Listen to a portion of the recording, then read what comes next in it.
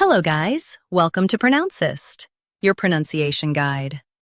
Today we will learn how to pronounce the word shown on the screen, impunity. First, let's hear its American pronunciation. Impunity. Impunity.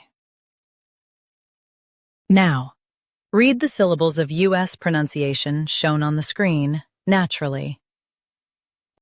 Impunity. Impunity. Now, let's focus on British pronunciation of this word. Impunity. Impunity. Now, read the syllables of British pronunciation shown on the screen naturally. Impunity. Impunity. US starts with im. UK starts with Practice repeatedly and you'll soon be able to say this word perfectly. The best way to practice is to repeat the syllable multiple times.